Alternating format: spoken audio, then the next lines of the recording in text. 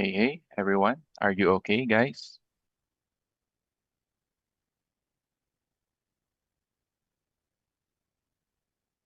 Kita ba natin ang screen ko?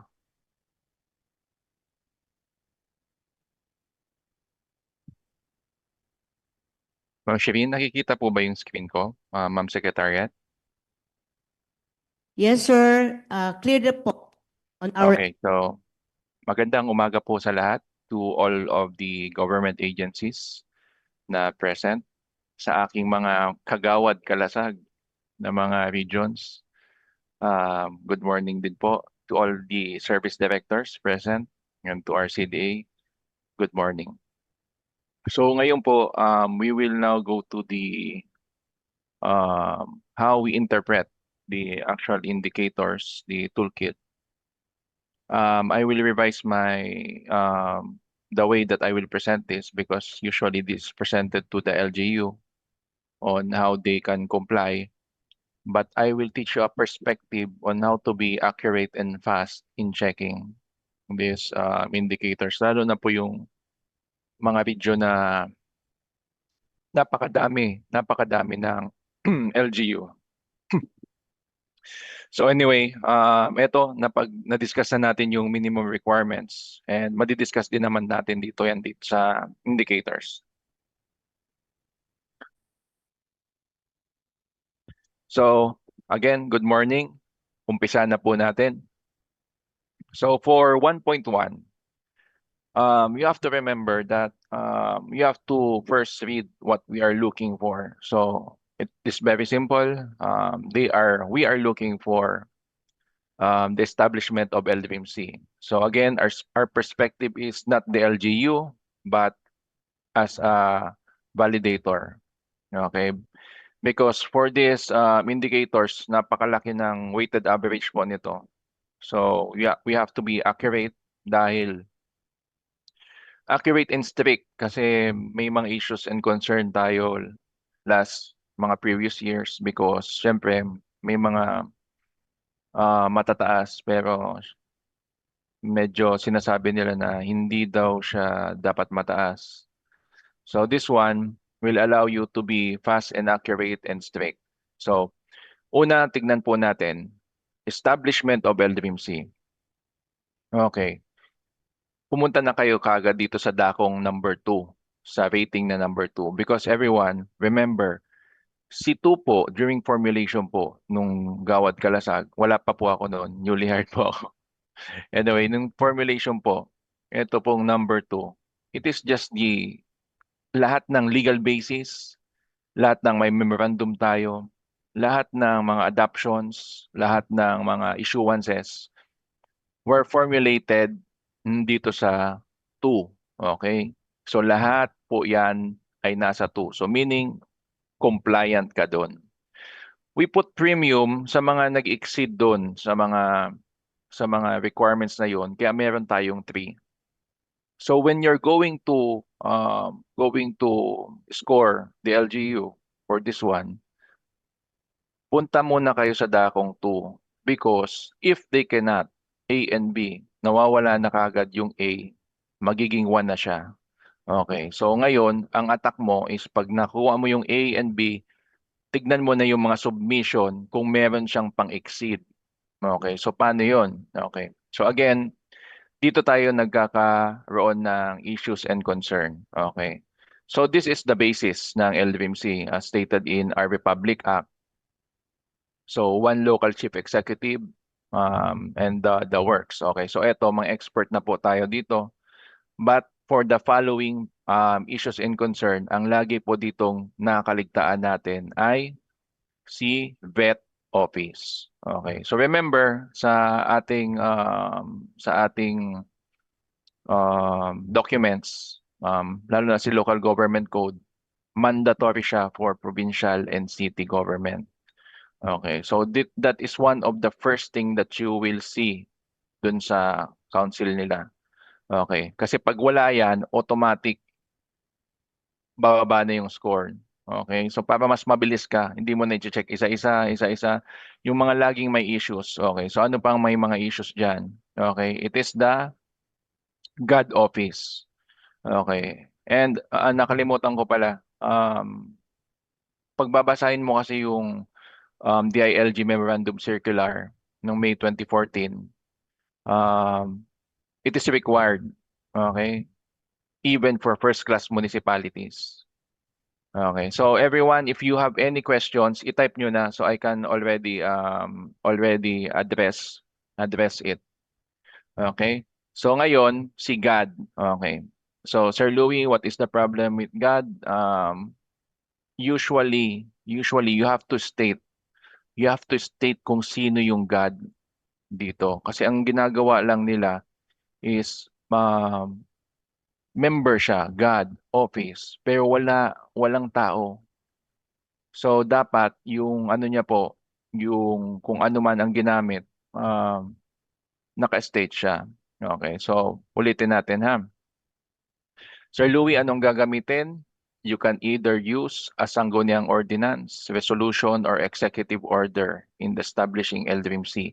All of this should be present. Okay? The usual issues and concern natin dito ay si VET, si GAD, and another question is lagi dito, Sir Louis, I have a problem with the CSOs. Okay, because si CSOs ay dapat representative ng apat. Okay. However, you should also consider that there are LGUs na wala silang access on these CSOs. So ano nangyayari? Sir Louis, um, meron po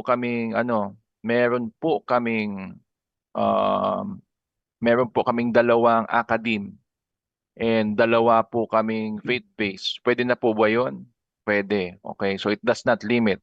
The important thing is meron tayong apat. Okay. So from Sir Ed from DOST, pwedeng requirements is special order kapag may designation si God. Meron po talaga siyang meron siyang tinitignan po natin lalo na kung designated siya as God kasi usually sa mga LGUs na mababa yung PS allocation, they designate the God na lang because they don't have an item for it. So correct, Sir Ed. You can use that one. Okay, so balik tayo. Two. Okay, so for example, um, na-establish niya through Sangguniang Ordinance or Resolution or Executive Order, either way, kahit ano dyan. But usually resolution kasi yan because it is just an agreement, kaya wala man talaga siyang ini-impose. Si Ordinance kasi talagang more imposing siya. Okay, so usually ang ginagamit lang ni LGUs is the resolution. Okay. Pag nagkagipitan sa executive order because the executive order is just from the LCE. Okay, si local chief executives. Ma'am JB from DILG, for accredited CSO, sir, yung certification pa ba ay galing sa LGUs? Correct, because they are the certifying body, Ma'am JB or Sir JB. They are the certifying body in the accreditation. So it should be from the LGU. Okay. So si local agri, Sir Clyde. Okay, Sir Clyde. Ito po, Sir Clyde, si composition niya, makikita mo dito that it is one of the mandatory office, local agriculture office. Okay, so dapat member siya. Okay. So ngayon, ang mga nangyayari dyan, lalo na sa mga urbanized area wherein they don't have the programs for agriculture because they are in the urban area. Um, pili lang actually. Mga nasa highly urbanized area yan lang ang mga pili na LGUs na wala akong nakitang agriculture. So siya minsan si ano na po, they provide in the presentation the explanation for the local agriculture, and it is up to the validators if they really will accept that. Because kung minsan kasi meron naman kasi mga agriculture programs lalo na kung may available na land. So it is and in the presentation they need to justify it. Okay? From DLG CAR, Sir Ralph, kailangan po ba accredited ang academe as member na CSO? Yes. Okay. So kailangan po siya ah, sa ano po 'yan. Okay. So remember, for the private, the only thing that separates them actually, ito sa tanong, is CCSOs, mga non-IGP yan, non-income generating yan. Okay, talagang they are there to help the organization. Unlike si mga private sector, like kaya si private sector usually makikita mo ang ini-invite niyan the business chamber of ganitong ganyan because they are in the business sector and they are in the private sector. So that is why kumbaga that is the main difference ng ating kung if you're going to discern these CSOs. Okay, sino ba mag-accredit? All of these are being accredited by the LGUs. COCD is not the accrediting body for this one.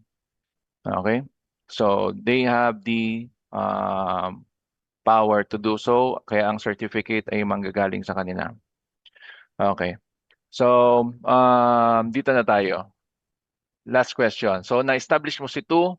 Okay, Sir Louis, how do I score the 3? If you have exceeded, makikita mo yan. That is the keyword. Okay? Let us look for the keywords. Okay, so exceeded, composition exceeded in the requirements of RA. So ang tanong, Sir Louis, sumobra po ng isang CSOs. Can I already score? Yes, you can already score them higher than 2. Okay? But be careful because the CSOs needs accreditation. Okay? It should have proof of legal personality. Okay? So nagtatanong si PSR, wala kasi siyang process, but so you need to look at the proof of legal personality na lang. Okay, unlike si CSOs. Okay? So yan ang ano natin. Yan ang the way that you look at the perspectives here. And of course, kindly advise your LGUs to use the tick boxes because by being honest in the tick boxes, it also saves time for our validators, lalo na kung madami kayong LGU. So, pag sinabi niyang less, okay, thank you very much, naging honest. So, you already have a score of 1. Okay? So, everyone, I highly advise you to tell your LGUs that use the tick boxes and be honest. However, syempre may mga times talaga na hindi accurate, hindi naman sa dishonest, but hindi accurate. Okay, so we really have to check that. Okay? So that is how you use the rating guide for this one. Okay? So yan, magsimula ka sa 2 because that is the baseline actually of what they really need to have. Saka ka na magbilang. Pag na-establish na yan, saka ka na magbilang. Unlike ang ginagawa dati, binibilang na lahat kung makaka-3. Eh, hindi mo alam, hindi nga pala makaka-2. Kaya automatic siyang 1. Okay? So are there any questions for 1.1? Okay, klaro ba? Naintindihan ba natin for this indicator? Okay. The keyword is compliant sa RA 10121. Okay? If meron tayong sobra doon, even just one na CSOs, papasok siya sa 3. Okay. Ngayon, Sir Louis, they have exceeded the other mandatory members? Yes, pwede po. Okay, provided again that they have the certification, proof of legal personality.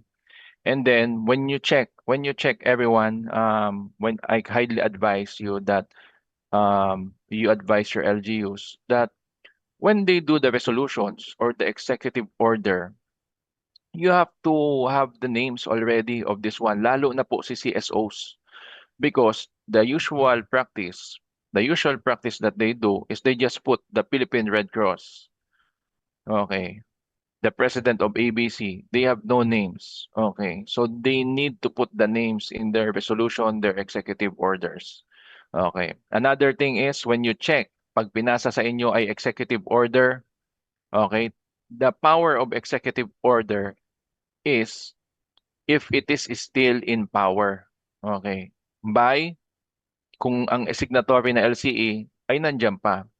Dahil kung minsan nasubmit sila ng executive order, wala na pala yung LCE na yun. Okay, they are still using it. So wala na po siyang, yan ang pinagkaiba niya sa ordinance, sa resolution.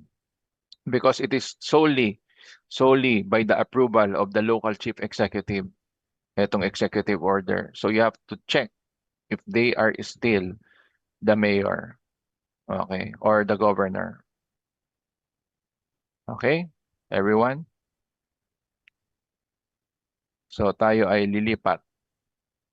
Lilipat muna tayo dito sa 1.2. Okay. Ngayon, for 1.2, you have to look at the regular meetings. Okay. So for the regular meetings, it is very simple. Okay. Conduct, they just need to conduct one regular meeting every quarter. Okay. And of course, eto na siya. With minutes of the meeting, attendance dapat si LDMC meetings, and then ang importante dito is it is properly dated and signed. Okay. So these MOVs should be signed. Hindi pwedeng may photo documentation lang, si title, walang date. Okay, they just put kung ano man ang MDRC meeting na yon. Okay, so they need to complete 4 regular meetings. Okay. Ngayon, um, may mga issues dito na sinasabi na, Sir, we have conducted already 4 meetings, including the PIDRA. We counted that one. We cannot count the PIDRA. It should be a regular meeting for the 4. Okay, again, you can only go, okay, pag nabilang mo na meron ka siyang 4, saka ka lang aakyat sa 3. Okay? Sir Louis, what do we count for 3? It is the other meetings. Okay. Wala po fifth quarter meeting. Okay. Okay, so there are 4 meetings, makaisa lang, okay? So wala pong fifth quarter meeting. Ang sobra po ay dapat emergency full council meetings or special meetings ang title. Okay. Sir Louie, may yung LGU namin kasi pinayagan naman ng DILG na mag-joint meeting. Pwede po ba yun? Yes, pwede naman yun. However, ang problema mo dyan is you really need to read the minutes, the agenda, because sometimes the joint council meeting is not about DREAM. Okay, hindi man lang nakihati yung DRM council doon. Kumbaga iba lang yung joint. So medyo matrabaho pag may joint council meeting because magbabasa tayo ng minutes as well as the agenda. Kaya mahirap yan. Pero is it allowed? Yes, it is allowed. So, but counted siya kung yan ang gagamitin natin sa other meetings. Okay. Sir JB, yes, correct. If it is in the agenda, i-double check mo din sa minutes. You can count po. Okay. And then the main issue for this one is ito. Okay. The main issue for this one is how do we elevate from 3? Okay? Medyo mahirap ito kasi madami tayong babasahin, but you need to look at the attendance sheets. Okay? It is also dapat signed din siya. Signed nung si DreamO and si photo documentation. Okay? So magiging complete staff work tayo for this one kasi kuminsan makikita mo na may mga umuulit, hindi man siya actually meeting na RDRIMC na LDRIMC na. Okay? Sige po. So lipat tayo dito. Okay. For 1.3, anong hinahanap natin dito? Ang sinasabi naman dito is dapat may organization ng DreamC yung province. Okay. So shall we count? Are we going to count the the provincial DreamC? No, we need to count the mga nabuo niyang MDRIMC. Okay. Sir Louis, paano natin yan gagawin? It is kung ano man ang ginawa ni LGUs, it is resolution, executive order, kung paano nila na-establish yung C-DREAMC nila or MDRIMC. Okay? So, yan ang mga ano natin, we need to check. Okay. Sa amin kasi, Sir Rat, if there is no quorum, hindi namin kinakount sa amin. Okay, so ang ano diyan, ang ang dapat natin gawin is you really need to look at the membership of the council meeting or the LDRIMC kasi para makita mo kung nagko-quorum siya. So annually actually in our region annually we process about 20,000 documents. Kaya hindi na po ako tumangkad. Kaya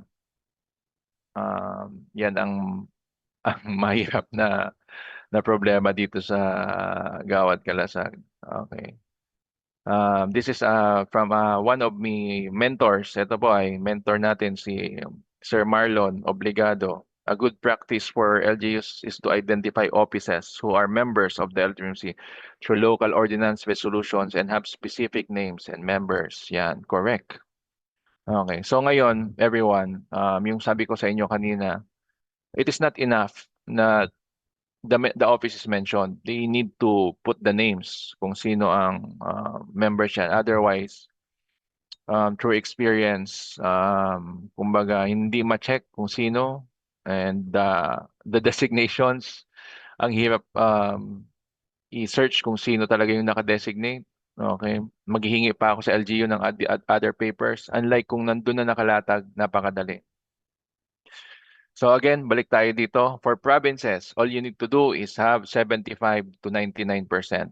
Okay, meron na tayong 2. Compliant ka na dyan. Pero pag nag 100% ka, okay, 3 ka dyan. Pero ito ang magandang ano ko sa inyo, advice. Ask your LGUs to have a summary list si province ninyo. Summary list ng LGUs. Okay, kasi ang hirap ang hirap magbilang, may kuminsan kasi may nadodoble na resolution. So you have a reference na already kung sino dapat ang meron. Okay? Ayun, ito yung sinasabi ko sa inyo. CEO, kung EO siya, dapat updated. Okay. Sir Louis, how about the cities and municipalities? Okay. For the cities and municipalities, okay, ano ang hahanapin natin dito? It is for the barangays. Okay, again, same count. Okay. Ngayon, Sir Louis, anong mangyayari kung more than 100%? Imposible yan kasi meaning nagdagdag sila ng barangay. Okay, so ang ceiling dyan 100%. Ano siya, kumbaga, yan ang limit niya. 75 to 99, anong i-check natin? Again, they need to collect actually the resolutions or usually the executive orders ng pag-establish. Everyone, you have to discern the BDRIMCs versus the development councils. Although all same lang yung composition, but dapat talaga specific na sinasabi niya na sila ay BDRIMC. Kasi usually may nagpapasa sila dyan ng mga sa development council lang nila na resolution. Okay, so you have to count, baka makalusot. Okay? So eto, madali lang ito because hindi pa naman napapalitan ito. Okay. And of course, for the purpose na pag nagka-eleksyon, okay, as long as nakatungtong pa rin siya dun sa assessment year. Okay. So ang ina-assess natin ay the assessment year last year. Okay. So 2026 ngayon, 2025, as long as nakatungtong pa yung resolution nila, order nila sa assessment year, pasok pa po yan. Okay. No questions? Okay. If you don't have question for 1.3, I will now move to the 1.4. Okay. So again, everyone, ano ang hinahanap natin dito? Okay? Secretariat and executive arm of LDMC. Meaning, ginagawa niya. Ginagawa niya yung trabaho niya. So, ano ang trabaho niya? Okay, so balik tayo agad sa 2. Okay, everyone? Ganito tayo para mas madali. Tignan niyo muna yung 2. Ang sinasabi niya, pag nag-provide siya ng support for LDMC and organizes regular LDMC meetings within the last 3 years. Kasi pag nagkulang ka na kagad yan sa within the last 3 years, wala na ibang tanong, ibaba mo na sa 1. 1 na score. Okay, ganun lang siya kadali. Unlike kung sisimulan mo ng pagbilang nito lahat na dyan, mga guidelines, protocols, hindi mo pa naman kailangan si guidelines and protocols sa 2. Okay? Unahin mo muna kung nakakumpleto siya ng council meeting in the last 3 years, yung lahat ng quarters. Dapat may attendance and meeting within the last 3 years. Kasi pag nakulangan ka dyan, ibaba mo na siya sa score of 1. So, di ba, mas mabilis yon. However, if nakita mo na si meeting niya within the last 3 years, attendance niya, correct, meron, tignan mo na kung may guidelines, protocols, and plans. Kasi pag meron siya niyan, within the last 3 years, viable na siya maging 3. Okay? So yan ang mostly ang pinagkaiba niya na kaya kayo nag-score ng 3 dito. Okay, everyone? Nakuha po ba natin yon? Ganun lang siya kadali. Okay. So ngayon, speaking of the 3, okay, si 3 kasi, they cannot just put the guidelines protocols there. It has to be supported. Okay, so babasahin mo, pag magti-3 siya, babasahin mo yung minutes, kung talagang yan talaga ang produkto nila. Kasi kung minsan, may na-insert na hindi produkto ng council. Okay. Sabi ni Sir Marlon, heads and department of LGU sit in ex officio capacity as members of LDMC. So they do not need to identify. However, other the members of CSOs and private sectors, the AFP, okay, so pwede po yon. Okay, so pwede na po siya ilagay natin doon. Dapat may pangalan, lalo na si CSOs. Okay po. Ngayon po, if you don't have any question for 1.4, we will now move to 1.5. Okay? No questions? Okay, so lilipat tayo. Okay, so nakuha naman natin, di ba? Napakadali lang ni 1.4. The keyword here is the last 3 years. So umpisan nyo sa 2025, 2024, 2023. Okay, so sabihin nyo na si LGU ninyo na um, isasama na natin si 2025 kasi every year naman nag prepare sila for the last 3 years. So ngayon, iurong lang natin to advance to 2025 and drop the 2022. Okay? So, ito po, ano na po natin to? No questions. Okay. Huwag po kayo mahiya pag may question kasi kaya naman natin yan sagutin. Okay. 1.5. Okay. So, si 1.5, the number one question is, have they created the LDRIM office? Okay. So makikita mo dito, ang tanong diyan, Sir Louie, what can we use to establish the LDRIM office? Pwede bang ordinance? Correct. Usually kasi, if you're going to establish an office, it is better to have an ordinance because si ordinance can create the the positions as well as the budget appropriation. Okay, so create tayo ng ordinance. Okay, so resolution, kung resolution or executive order, make sure that nasabi niya yung mga mandatory positions. Okay. So punta muna tayo dito sa 2. Okay. So sa 2, una, kung ano man ang napili nila, dapat nakalagay diyan yung mga plantilla positions. Okay. Lalo na yung maganda kasi itong basis si DBM JMC 2014-1 kasi sinasabi niya na yung mga positions na dapat. Okay? As well as the head. Okay. Ngayon, make sure that in the resolution, iniwan ko lang kung kaya pa nyo mapa-edit, pero mali yun kasi syempre, nag-a-assess na tayo. Dapat kasi nakalagay talaga siya. Okay. So ngayon, ang tanong dito, ito maganda kasi itong issue and concern. Si establishment ng creation ng LDRIM office because si 2, hinihingian ka na dito ng separate office space for LDRIM office. Okay, so ano ko lang, yan. Yan. So makikita nyo na um, for the 2, aside sa compliant kayo sa RA 10121 Section 12 at si DBM JMC 2014-1, hinihingian ka dito ng separate office space for the LDRIM office. Pag wala yan, makikita mo dito, magiging 1 ka at least office facilities for LDRIM office, Sangguniang Ordinance Resolution, Executive Order. Okay, kasi hindi siya kumbaga ganito. 'Di ba? Sinabi ko sa inyo, start with the 2 kasi siya ang pinaka ano natin. Kumbaga sinasabi na dito ka mag-comply. Pag nag-exceed siya, aakyat tayo sa 3. So si 2, ang hinihingi lang sa atin, dapat compliant siya. Okay? Compliant siya sa Section 12 tsaka si GMC. Tapos may separate office. Pag hindi niya kagad makumplayan, ang score mo na dyan ay iuwan mo na siya. Okay?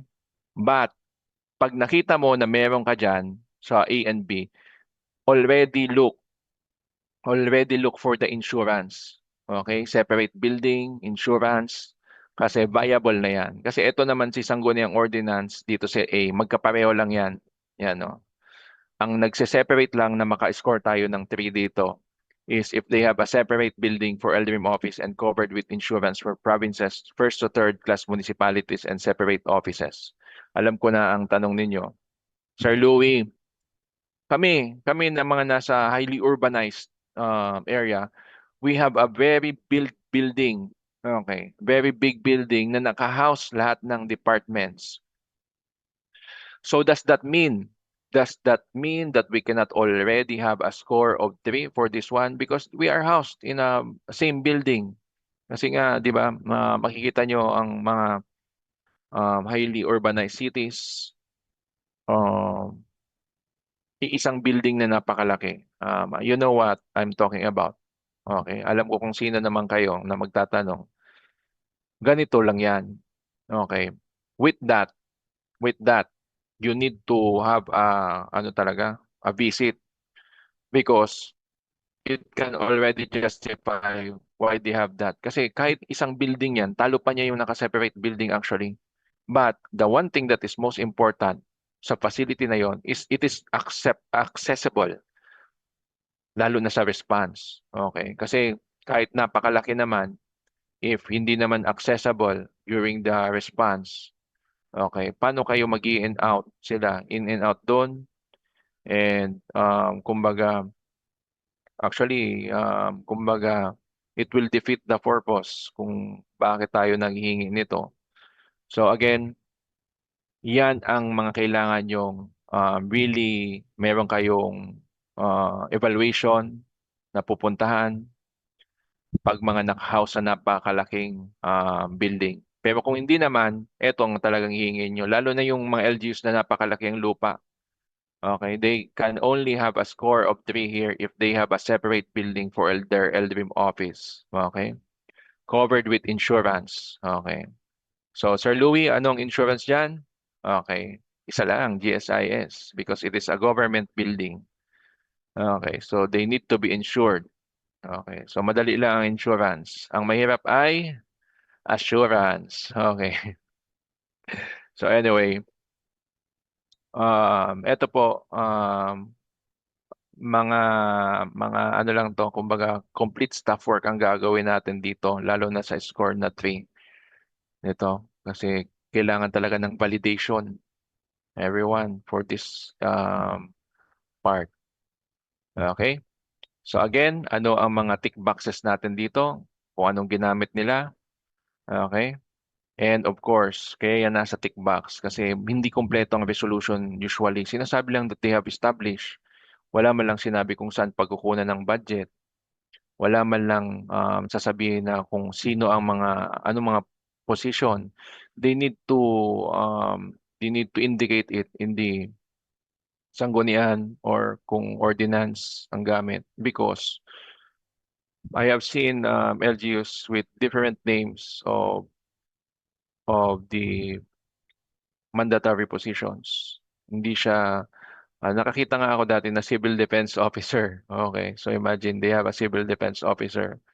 Okay, so hindi na yan siya dapat nandiyan na siya during ano pa lang, the crafting and approval. Okay, so pa-click nito because ito will be a basis of our validation. So again, no questions. Okay, naintindihan naman po natin. Okay, yan, sige po. So let us now go to 1.6. Okay. So kung ang pinag-uusapan natin sa 1.5 ay ang opisina, ang pinag-uusapan naman natin sa 1.6 ay the personnel complement. Okay? So again, si personnel complement, ang pinakamagandang basis ninyo nito ay si JMC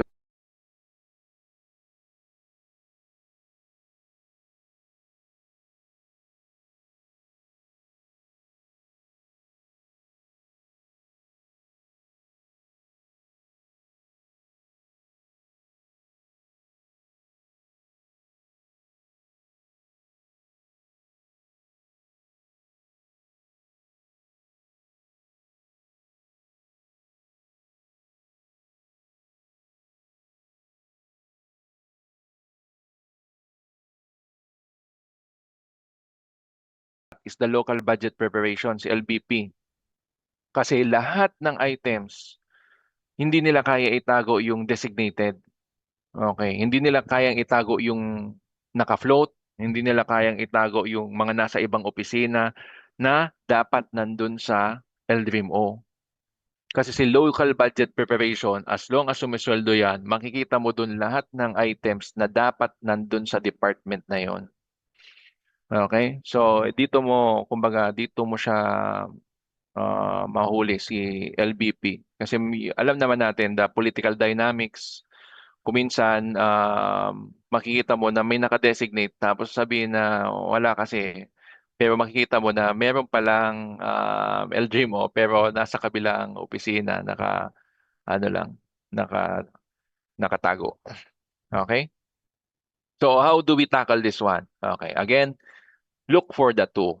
Okay. So makikita mo na pag nagkulang kagad siya sa staffing pattern or mali ang pangalan. Meron siyang tatlo pero mali ang pangalan, automatic iwan nyo na yan kasi hindi naman niya na filled up yung mandatory position because by filling up the mandatory position you need the proper names. Okay, the LDRIM O. Okay, LDRIM officers. Okay, walang ibang ano doon na depende doon like si elder mo assistant pwede pero it should start with the elder mo. Hindi siya pwedeng ibang items na lumalabas dito sa 2014-1. So you need to read the 2014-1 because sinasabi niya doon na kung ano ang mga pwedeng items. Si assistant, si elder mo. Pag may nakita na kayo kagad na isa, bumaba na kayo dito sa 1 kasi automatic wala na siyang pag-asa maging 3. Okay. So how do we score the 3? Okay. Elevated. Okay. Yan ang pinagkaiba niya.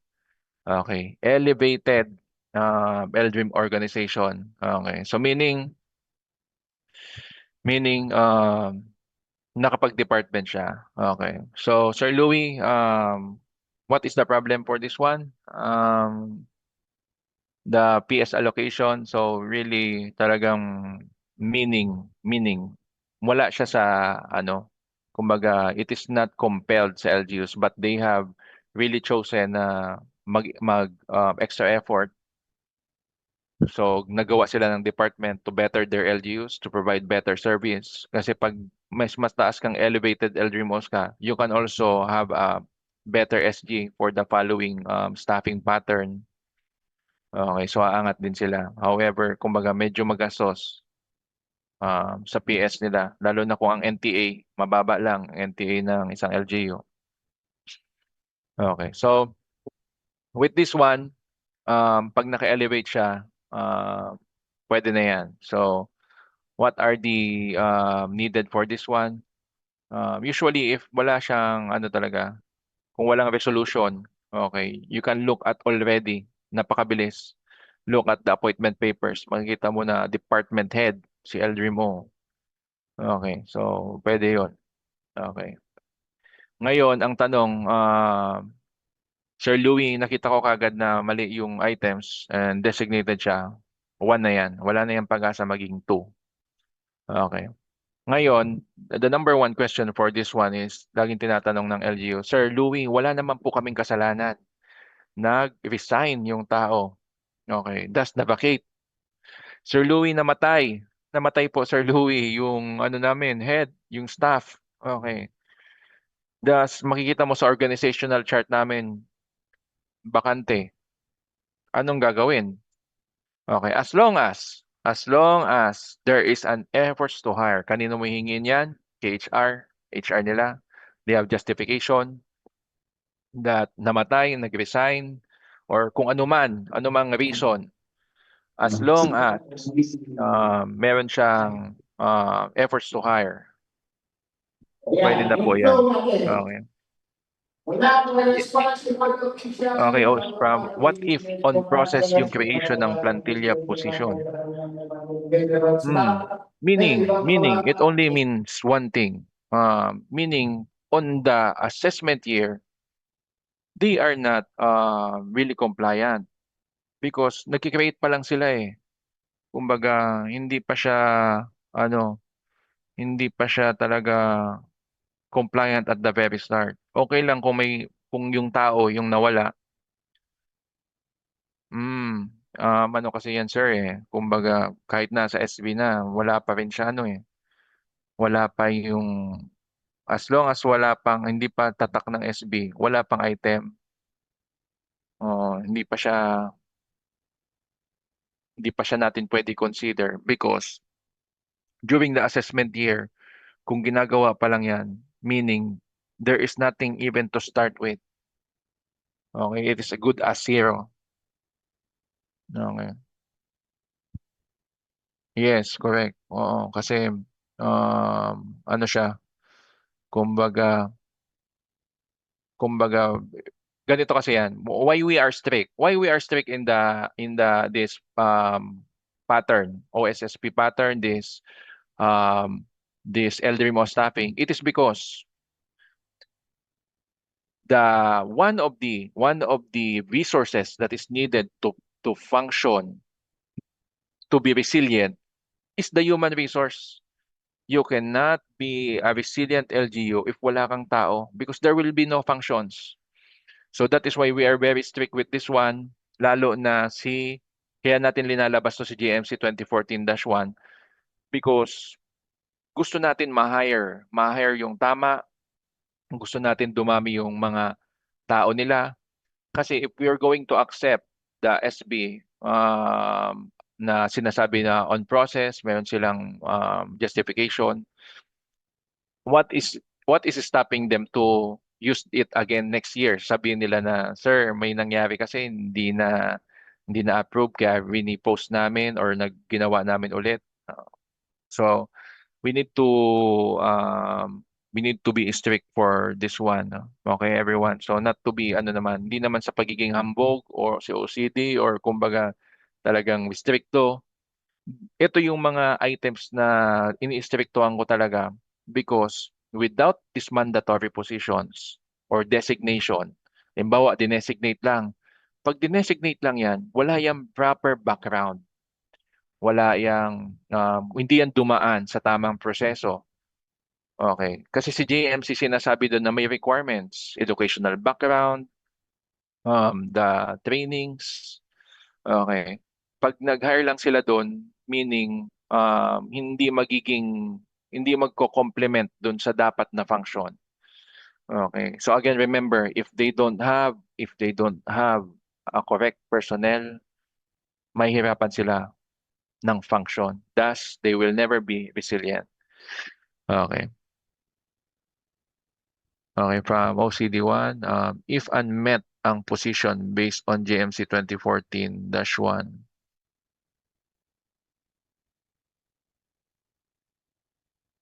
hindi ko ma-gets. If unmet ang position, ayan, but functioning as head operation. You have to look at the class ng municipality kasi meron dun kasing selection kung ano lang ang mga pwede mong piliin. Okay? I-flash ko mamaya. Okay. Mag-a-advance na ako kasi medyo napatatagal na tayo dito. Okay. So pakita ko lang, wait.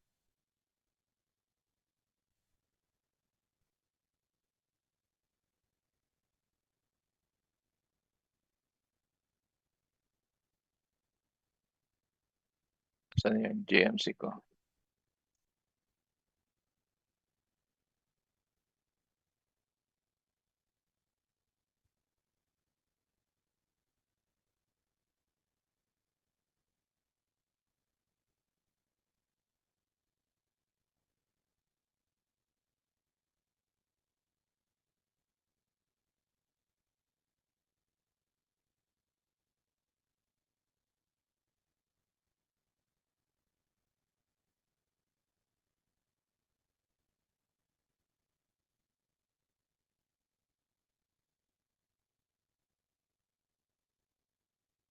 Okay. So ito, papakita ko sa inyo. For example, number one na sinasabi dito,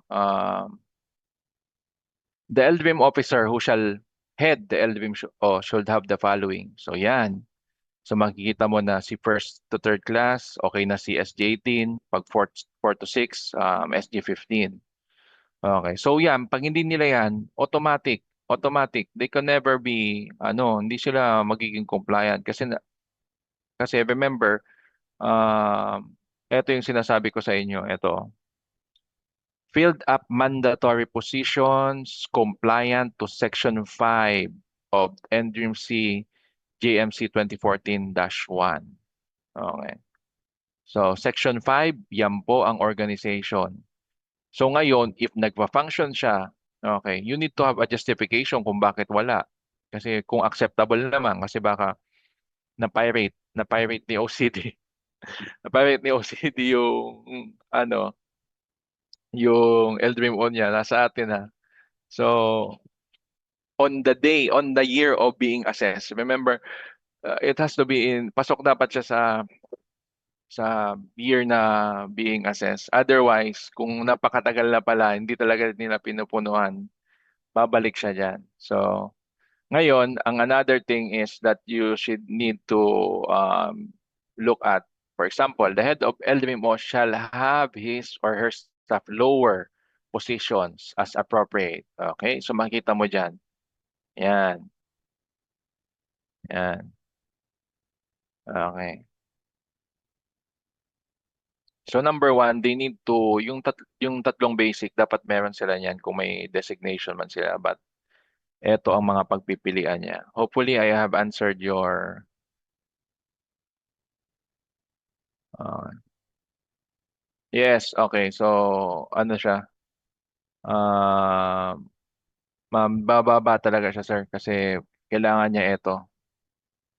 Mamimili lang tayo ng ano kasi sinasabi dito na pang staff level lower positions kung assistant ka lang. Okay, salary grade 8. So, Sir Johnson, napakagaling nito. Dapat di ka na nagtatanong sa akin, Sir Johnson. Dapat nga ako magtanong sa iyo eh. Sir Johnson, yan ang ano natin, Sir Johnson, for this one. Okay, we have to be strict. Okay, everyone, being a colleague, okay, being matagal na kagawad kalasag ninyo, the secret to having a resilient LGU is by having proper personnel, proper number of personnel, because without them, there will be no function. Diyan nakaangkla. Diyan nakaangkla lahat ng trabaho, ideas, initiative. Kung ang ilalagay natin diyan ay mahihina, o ang ilalagay natin ay kulang, they can never be resilient. I can guarantee you that. So, for this item, maging ano tayo? Maging strict tayo. So, we will encourage the LGUs that they will have a proper personnel. Okay. So, yan ang pinagkaiba ng 1 and ng 2 and 3. Okay. So, punta na tayo dito kasi medyo napapatagal na ako hanggang ano ako eh. Ma'am Secretariat, hanggang anong oras ako, Ma'am Secretariat?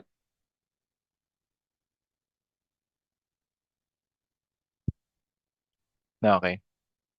So everyone, nasa 1.7 na tayo. 1.7. Anong hiningi natin sa 1.7?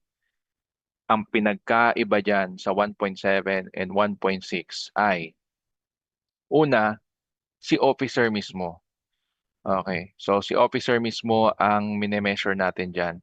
So kumbaga, hindi siya tungkol sa opisina.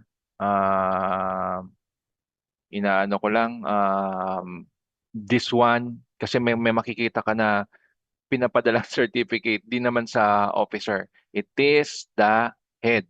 Okay. LDRIM officer, head of the or the highest ranking sa LDRIM office. Okay? Siya ang i-measure natin dyan. Okay. So kung napakadami kayong LGU, ganitong gawin nyo. Check already the required qualification. Okay? So permanent officer, dapat permanent siya. Okay? Occupying the plantilla position. Check nyo ulit yung sinasabi ko sa inyo na selection natin. Dito lang kayo mamimili. Okay? Mamimili lang tayo dito. Yan. Okay. So ano ang mga dapat na salary grade? Dapat exact. Okay. May nakita akong paano sir kung salary grade ko 22.5, wala pong decimal. Okay. Yan po ang kailangan natin dyan. Ano ang mga dapat pang i-check? Educational attainment. Okay, so nandito din yan. Okay, nandito din yan sa ating JMC. Yan, okay. So makikita mo na si Dream Officer 5 dapat may master's degree, bachelor's degree sa 4, sa 22. Okay? And very important everyone, ito si Dream Trainings. Okay? Kasi usually ang pumapalit ay wala. Okay. Lalo na pag may NEO tayo. Okay. So, ano pa? Completion of necessary of at least 5 trainings. Okay. So, pag nakita nyo yan, na may plantilla siya, may educational attainment siya, tignan mo na ito. Okay. Ito ang clue ko sa inyo, ha? This indicator is very unique because isa ito sa mga indicator na may nakalagay na exceeds all minimum required qualification. So what does that mean, Sir Louis? Okay. Meaning, unlike sa other indicators that is justifiable by A or B, dapat si ABC, you have exceeded. Okay, you have exceeded the 2 ng ABC niya. So what does that mean? Meaning, from dating 5, magkakaroon ka ng 6. Okay? 6 na trainings. Okay. Educational attainment. Okay. Kung ano man ang na-mention sa JMC, for example, si Bachelor. Okay. You have to have a master's. Okay. So, ini-exceed mo yung basic requirement. Okay. Ang hindi mo lang dito ma-exceed, ito eh. Kasi, ano siya eh. You're following the prescribed. Sir Louis, ano ang mga dapat na trainings? Okay. So, ito siya. Okay. Sir Louis, yan po ba? Yan po ba ang pwede lang, not limited to siya, but everyone, mga kagawad kalasag, I highly advise that unahin natin yung mga basic. Okay, may basic dream siya, si ICS, si CB Dream CP, L Dream P. Okay. So we need to have the basics. Okay.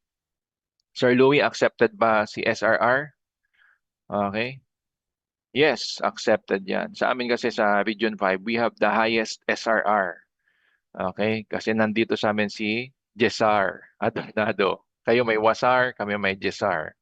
Okay. So anyway, uh, Sir Louis, the number one question. Sir Louis, ang dami kong po on trainings sa PDS. Everyone, kindly check. In the last 5 years, everyone, ha? Check po the last 5 years. Kasi kung bibilangin natin yung lahat, napakadami. However, you know naman, napaka-training, kung minsan di na maalala. So you need to check. Is this training, are these trainings in the last um, 5 years? So 2025, 2024, 2023, 2022, 2021. Okay, so pasok. Pasok siya doon. Okay. Another. Sir Louis, meron siyang appointment. Check if it is attested by the CSC. Okay. As long as meron siyang CSC, okay siya. Or it is been transmitted to the field office. Okay. So ngayon, same with 1.6, you have to check. Ask them kung bakit wala. Baka kasi on that year of assessment last year, namatay, nag-resign, nag-retire, nalipat, hindi naman kasalanan ni LGU yun. So you need to have to ask them and have it certified kung kay HR man or kay admin. Okay lang po yun. Okay? And then they have efforts to hire. Okay? So ngayon, again, si 2 ang peg mo. If nakita mo kagad na 4 lang ang training, iwan mo na yan. Kasi kulang na siya.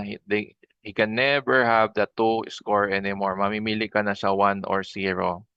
Okay, so para mabilisan ka. So I am already teaching you the techniques on how to assess them very fast. Okay, tinignan mo na kagad yung training, kulang.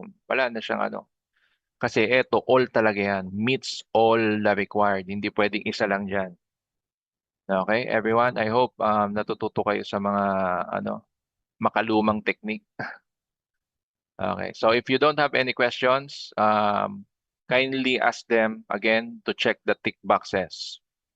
Okay, because these tick boxes, if they are honest, will really save a lot of time for us, lalo na sa mga LGUs, mga regions, na napakadaming LGUs. Okay? So, yan, pati educational attainment. Okay, everyone? Hey, hey, are you okay, guys? Pa-thumbs up naman ako dyan. Hey, hey, are you okay, everyone? Wala nang nakikinig. Okay. Okay, wala na nakikinig. Sige.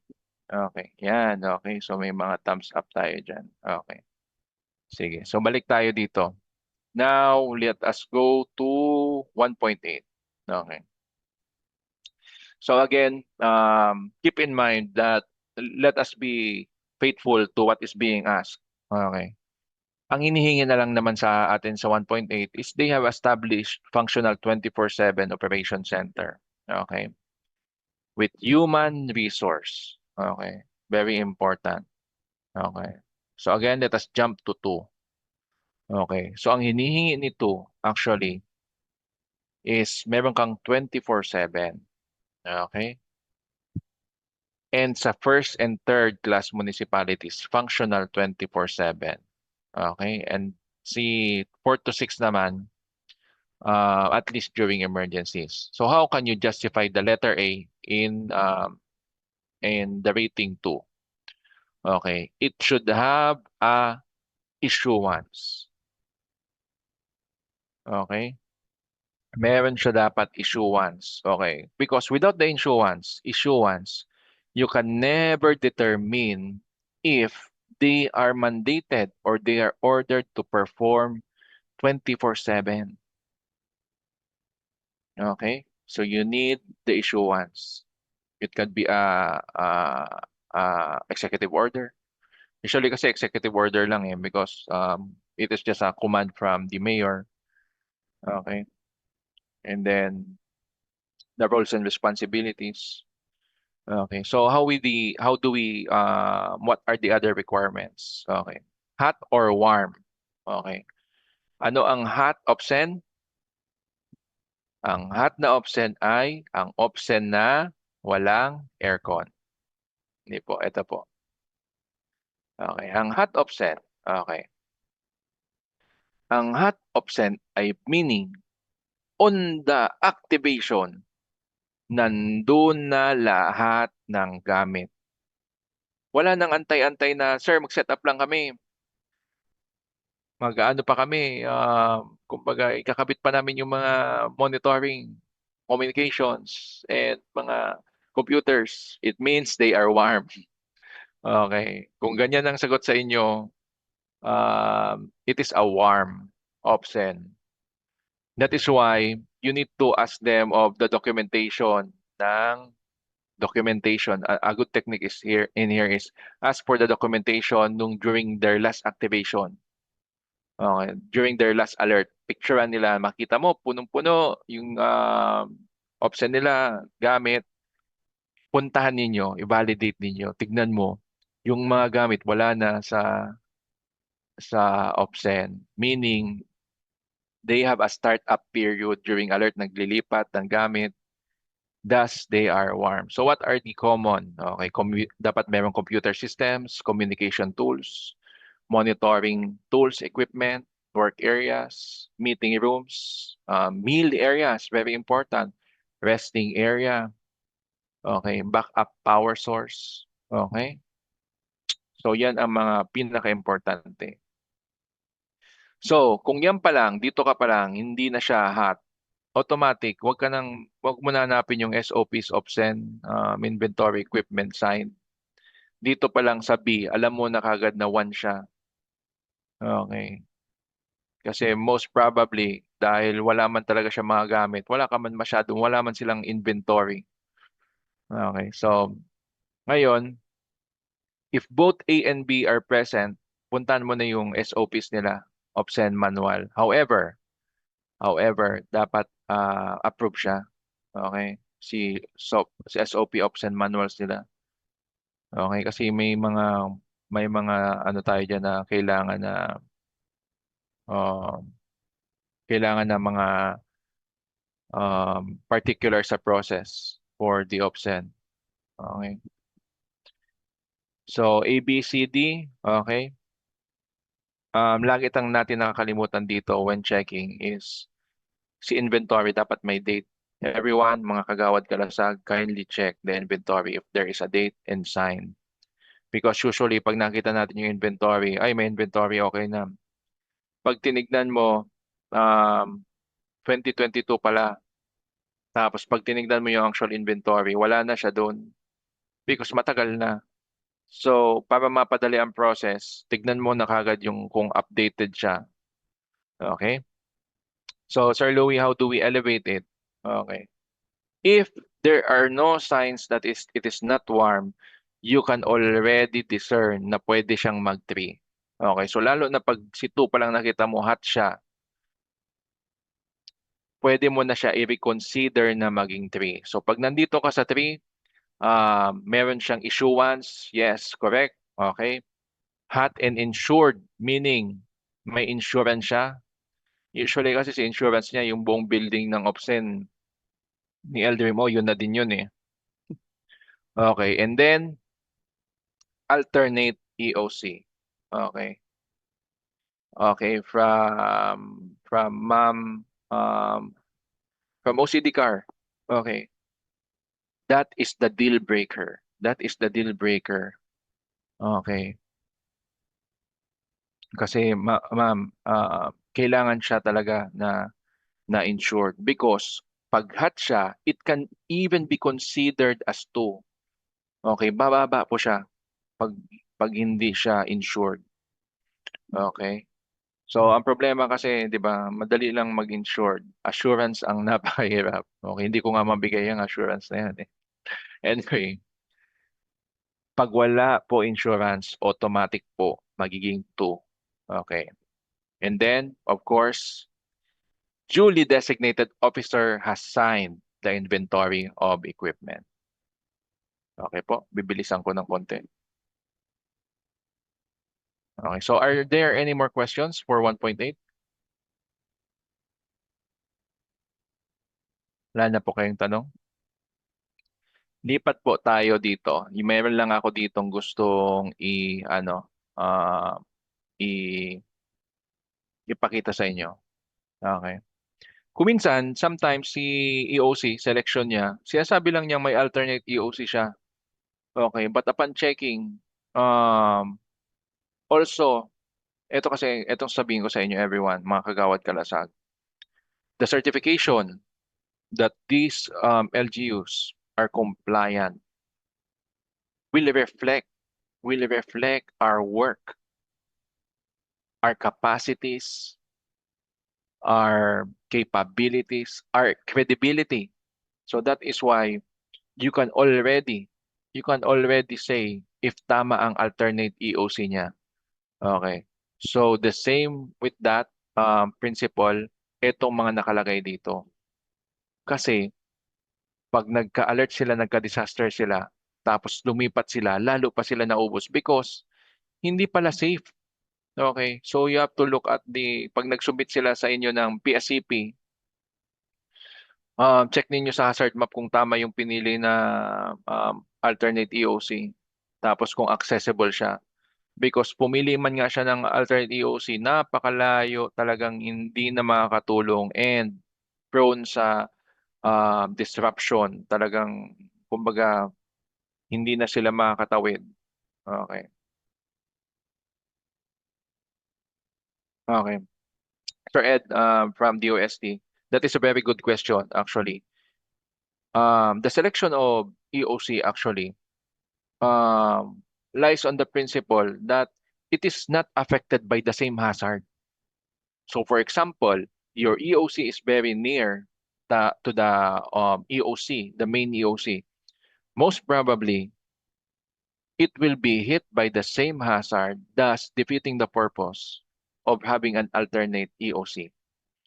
So that is why the selection, hindi naman napakalayo, hindi naman na magkaibang lugar. It depends on the mapping. Let us look for a safe area for that alternate EOC. Okay, so lipat muna ako ng 1.9 kasi medyo maubusan ako ng oras. Okay. 1.9. Okay. Ngayon, si 1.9, we are looking at the ERTs already. Okay. So, ito. Taka lang. We are looking at the EOC, the ERTs. Okay. So, the way we look at this is ganito. Okay. Organization and emergency yan. Teka lang po yan. Okay. So, si 2, ang kailangan mo dyan ay may availability of response equipment asset for the top 2 hazard.